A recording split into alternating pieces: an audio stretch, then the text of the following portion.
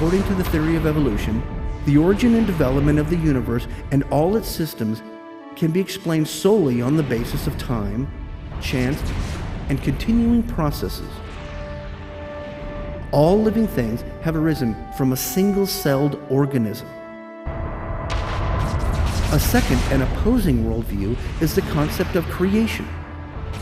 According to the theory of creation, everything in the universe has come into being through the design, purpose, and deliberate acts of a supernatural creator.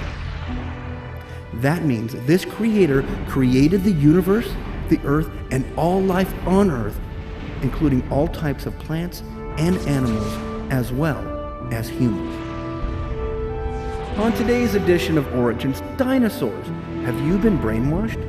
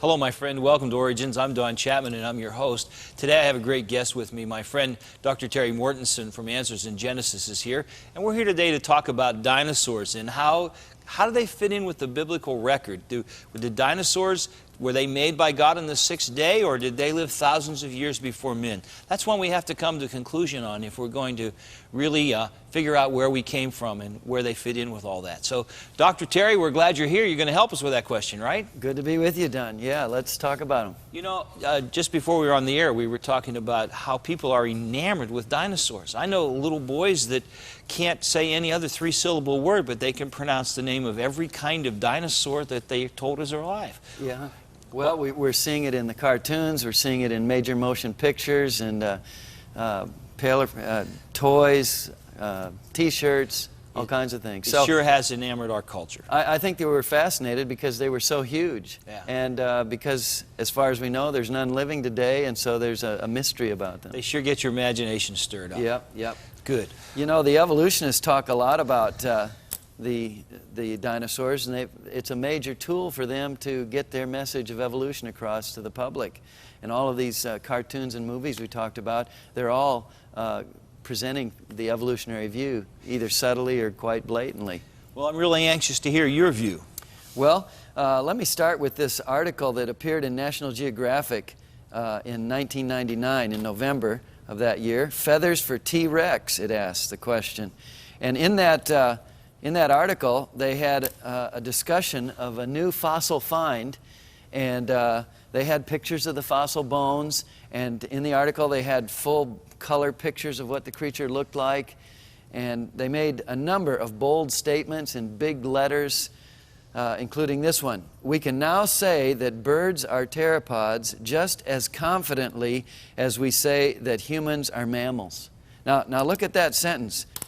They say, we know, we are just as confident. Now, are humans mammals? I believe that's an absolute truth. No question about that. And yet they say, we are just as confident that birds are actually dinosaurs as we are that humans are mammals. Now, that's not the end of the story, though. This was November 1999. In January of 2000, a Chinese paleontologist wrote to National Geographic and said, "I really hate to inform you about this, but the fossil that you paid $80,000 for at a fossil show in Utah is a fraud. It was made by some very clever Chinese farmers in China." So all of this was based on a find in China, and 2 months after they told us how confident they were that this was absolute scientific fact, they find out the whole thing's a fraud. That's right. And so they had egg on their face, and obviously they had to had to find an explanation. So they hired an independent investigator, and I think it was October of that year, 2000, they had an article in the back of the magazine without lots of glitzy pictures and bold headlines explaining how this happened. And it involved the highest scientists at the highest level of American science. And the reason that these farmers did this, obviously, was it was a good way to make a lot of money. Absolutely. Now, you know, as we talk about dinosaurs, the question that we often get from people is, how do you fit dinosaurs into the Bible? We have to have a pretty big Bible. Yeah. But the problem is, when people ask that question, what they're really thinking behind that question is this: how do you fit dinosaurs viewed through the secular worldview into the Bible? That is, how do you fit the evolution of dinosaurs, the millions of years, life and death and struggle, and the fact that dinosaurs and man didn't exist at the same time? How do you fit that into the Bible? And the answer is very simple: you don't. You don't fit that whole assumption into the Bible. That's right. Well, then will you tell us how you do put dinosaurs in the Bible? Yeah.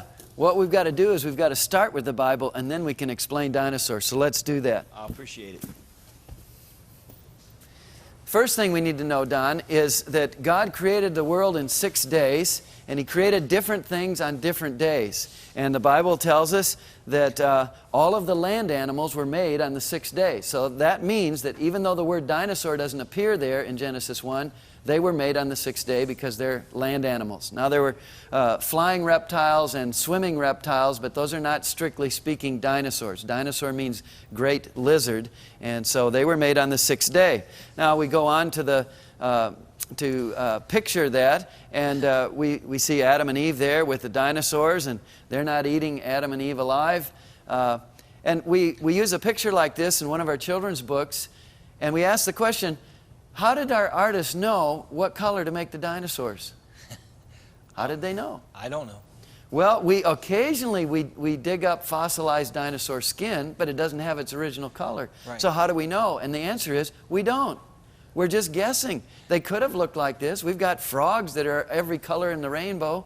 And so we use them to help people understand the fossils are the bones we dig up, but we don't know everything. We have to speculate, and we could be completely wrong about what their color was, and in some cases even what they actually look like in the soft parts.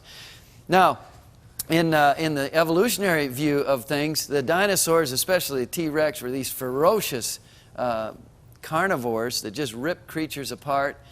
But how do we know what they ate? Well, if we start with the Bible, we go to the end of the Genesis chapter 1, and it says, "Then God said, I give you every seed-bearing plant on the face of the whole earth, and every tree that has fruit with seed in it, they will be food for you. And so that's what God said to Adam and Eve. But then the very next verse says this, "And to all the beasts of the earth, and all the birds of the air, and all the creatures that move on the ground, everything that has breath of life in it, I give every green plant for food." And it was so. So the Bible indicates that both man and the animals, all the different animals, were vegetarian at the beginning. And Genesis 1, everybody's a vegetarian. Everyone's a vegetarian. Okay. And lots of things that are plants, seeds, are very hard. So you can understand how that would you'd need to have sharp teeth to eat those plants. And they're not necessarily proof of carnivore activity. This is an example of bats' teeth. These are 6 different varieties of bats. And you look at those teeth and you say, okay, which one ate blood or fish or fruit or insects or nectar and pollen or small mammals? Only one of those sets of teeth are for carnivore activity. And yet, they all look like they could be. Which one is the one that eats carnivores? It's B. I would never guess. You'd never guess. So sharp teeth are not necessarily an indication of a meat-eating diet. That's fascinating. So we believe that at the beginning, before Adam and Eve sinned, the dinosaurs were plant-eating, and then after the fall, they may have started to eat meat. Now, many people say, yes, but the word dinosaur isn't in the Bible. The Bible doesn't talk about dinosaurs. Well, the reason it's not in the Bible, our main English translation is the King James Version, translated in 1611, but the word dinosaur was not invented until 1841 by Sir Richard Owen, a British scientist. The word locomotive isn't in the Bible either, nor is the word computer, because they weren't invented. And we've got modern translations in English since this time, but the problem is that since that word is invented, almost all the Bible scholars have been influenced by evolutionary thinking, so they don't think that dinosaurs existed with man, so they don't translate the words. But there is a word in the Bible that appears dozens of times. It's the word tanin, and in the King James Bible, it's usually translated as dragon. And it's interesting when we look at the passages that they very well could be describing dinosaurs. Let's just look at one example. In Isaiah 27, it says, "In that day the Lord will punish Leviathan, the fleeing serpent, with his fierce and great and mighty sword, even Leviathan, the twisted serpent, and he will kill the dragon who lives in the sea." So he's talking about some kind of creature that lives in the sea that is a terrible creature. Now, is Leviathan and dragon, are those synonyms in that verse? Yeah, they're talking about the same That's the creature same animal. here. That's not two different animals. Right. Okay, now there's a whole mythology, of course, that comes clear up through, what, 17th century, 16th century? When did King George live in England? I don't know. Yeah. That talks about slaying dragons. Well, we're gonna look at that in just a minute, but yeah, there's a lot of testimony to creatures that seem like they have characteristics like dinosaurs. In fact, there are dinosaur legends all over the world, not just All in over Europe. the world, yeah. Yeah, and the key animal that represents China is a dragon, of course. Yes, right. On the flag of Wales is a picture of a dragon. Huh. So it's very fascinating that there's this testimony. But Isaiah 27 could well have been describing a plesiosaur, Yes. a large reptilian creature that lived in the sea. Then we have the fascinating passage in Job 40. This is considered by scholars to be probably the oldest book in the Bible. Job lived at the time of Abraham. And in chapter 40, it describes a creature by the name of Behemoth. And God says, He's speaking to Job. And in chapters 38 and 39, Job has been getting a lecture from God, a whole series of questions. And God talks about all kinds of different animals, bears and deers, creatures that are alive today. Right. And then He turns and talks about Behemoth. And He said, "Behemoth, which I made along with you, which feeds on grass," so it's a vegetarian, "like an ox, what strength he has in his loins, what power in the muscles of his belly." So this is a very strong creature. He goes on in verses 18 and 19, "His bones are tubes of bronze, his limbs like rods of iron. He ranks first among the works of God." So the creature that God is describing here is the greatest creature that God has made on the land, the first of the works of God. But there's one more verse that describes this creature. I didn't read that yet. That's verse 17. Let's look at what it says. "His tail sways like a cedar." Now the cedar trees in the Middle East were some of the largest trees. And so let's draw a picture. Oh, I forgot to say one more thing. The NIV study Bible and many other study Bibles, in the margins, the scholars often say, well, Behemoth was possibly a hippopotamus or an elephant. But when they say this, they're not thinking very carefully about the text. Let's look at, there's a tail like a cedar tree, a big tail. You know, we can ask the kids watching the program maybe, have they ever seen an elephant with a tail like that? Or a hippopotamus swaying its tail like a cedar tree? But there are creatures that had tails like cedar trees. The fossil record shows us there were creatures called a brontosaurus or apatosaurus that had huge tails. But why don't the Bible scholars even think about that? Obviously, that's not the animal God's talking about there. Yep, that's right. And just to There it is. drive that home, people when they go to the zoo should look at the elephant tail. That's nothing like a cedar tree. And the same with the hippopotamus. Just a little stubby tail. Yeah. So there's no reason other than the evolutionary brainwashing of our culture. There's no reason to believe that dinosaurs didn't live with man. and that they weren't vegetarian, just as God said at the beginning. They lived together for many, many years, and then something happened. And we need to know what happened to the dinosaurs, because as far as I know, there aren't any around today. Yep. If they live contemporary with man and not around today, we've got to give our viewers a good answer as to what happened to them. Right now,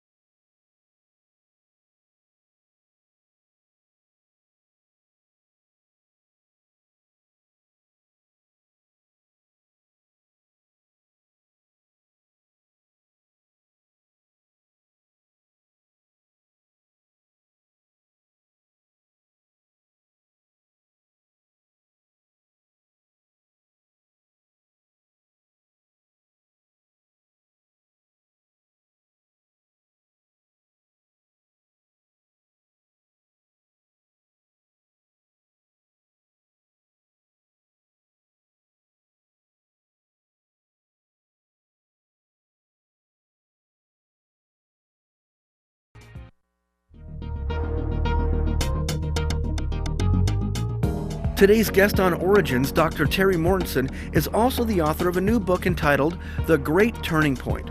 You'll definitely want this book for your personal library. Book orders are being taken at 1-800-778-3390. That's 1-800-778-3390. Dr. Mortenson is also a speaker, researcher, and writer for Answers in Genesis. For more information, write to Answers in Genesis, P.O. Box 510, Hebron, Kentucky.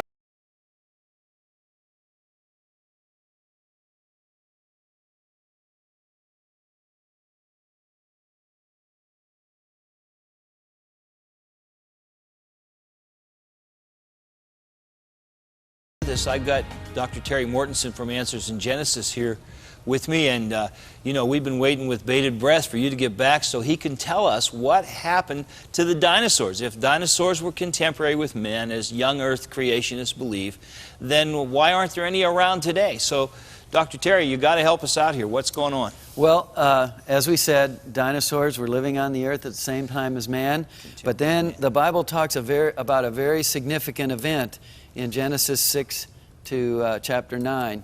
And that is the event of Noah's flood. God destroyed the world because of its wickedness, and everything that was not in Noah's ark perished. And this was a violent event. The biblical account indicates that it was a flood that covered the whole earth, and that it was associated with very, very violent activity in the earth's crust and the torrential rains.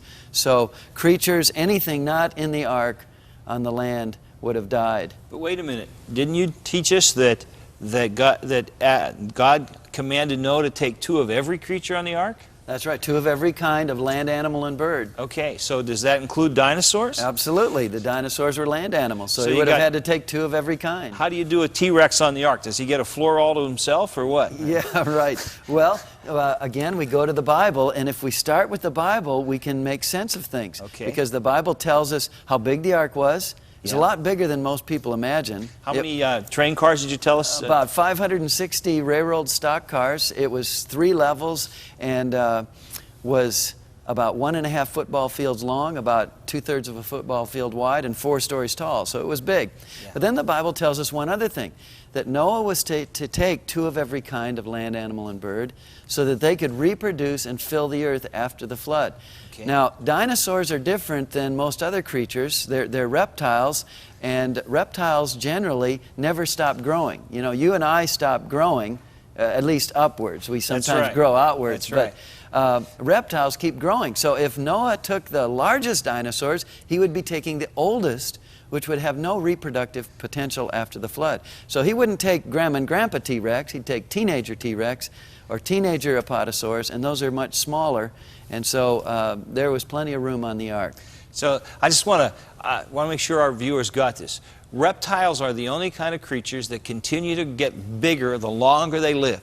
So the really big ones would have probably been hundreds of years old. Right. So, and not have the reproductive potential. So if you took a 10, 12, 15, 20-year-old T-Rex, it wouldn't be that big of an animal. Right. In fact, the largest dinosaur eggs we've ever found are about the size of a British rugby football. You know, a little bigger than American football. Okay. So all dinosaurs, even the biggest ones, started out small. They start out real small. And we don't know how quickly they became reproductively So active. it's very feasible to have room to take dinosaurs, even the big ones, on the ark. That's absolutely. Okay. Now, the flood came, and floods rip up sediment and transport it somewhere else and deposit it. There would be all these dead animals mixed in. And so what would you expect to find? You'd expect to find creatures buried in rock layers that were once sediment, and you'd expect to find this all over the earth. Usually their bones are all ripped apart, scattered in different places, which shows that they aren't buried where they just fell over and died of old age. Right. Something ripped them apart.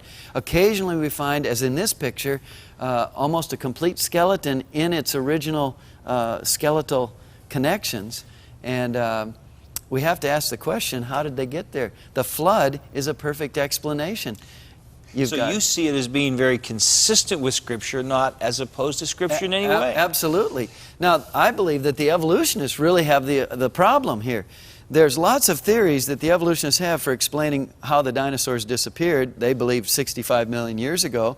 There have been explanations like they all had acid indigestion, or the mammals ate all of their eggs. Of course, why did all the mammals eat all of the eggs at precisely the same time in history? The asteroids from outer space. The big theory, the most popular theory, is asteroid impact.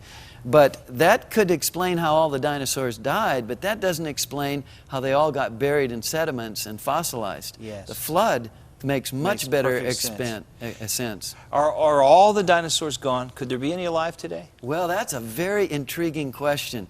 There's some evidence that they haven't been, if they are extinct, they haven't been extinct for very long. Let me show you some of that. All right. There are, out in the southwestern United States, artistic features in the caves or on the sides of the rocky cliffs, what we call petroglyphs. These are etchings in the stone.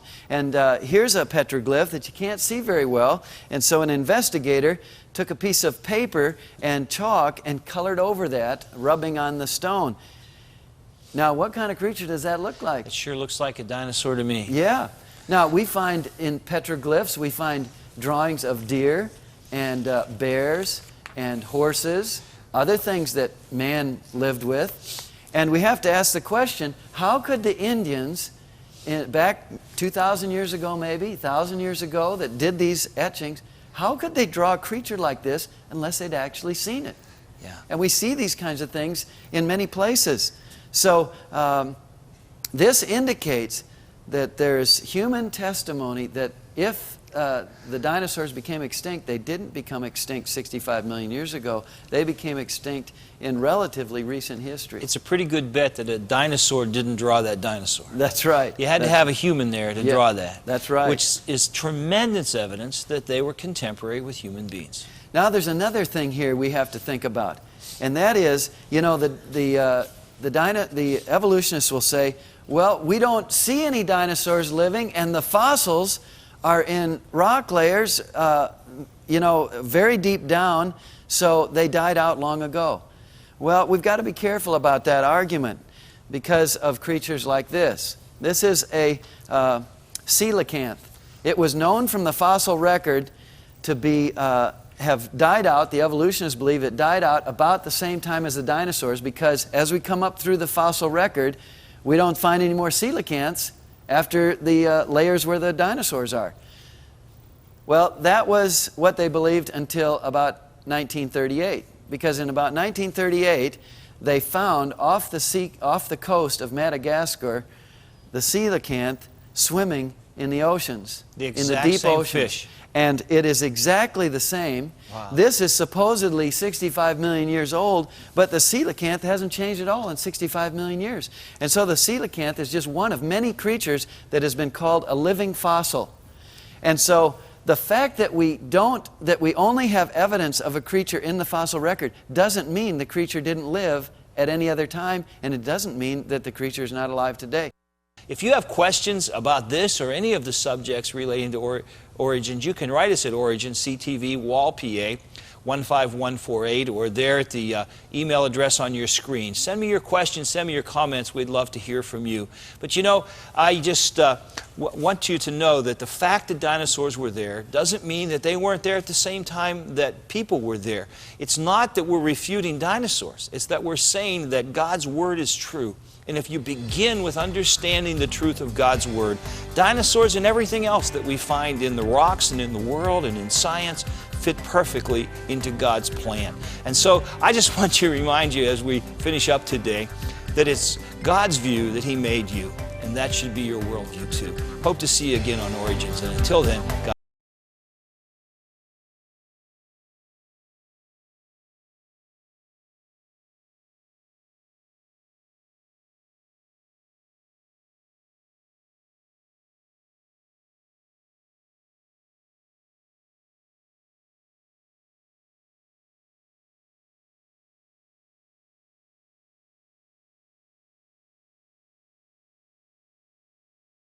Origins. If you'd like a copy of the PowerPoint information presented today, you can download a PDF file of program number 448 from our website at www.originstv.org. Or for a DVD of this series, send a $12 donation to cover shipping and handling and write to Origins program number 448, Cornerstone Television, Wall, Pennsylvania 15148.